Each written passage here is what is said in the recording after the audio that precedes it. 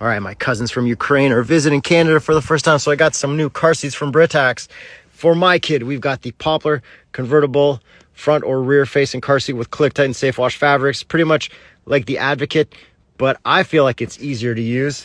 Then we've got the Harness 2 booster with ClickTight. So this ClickTight's in from back here, and then you've got a harness. And then as the kid grows older, we can just use the seat belt as a booster seat.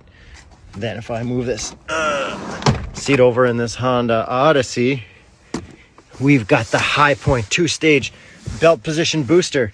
So this just clicks in at the back with the UAS. It's pretty much a booster seat with a backing, but you can also take the back off.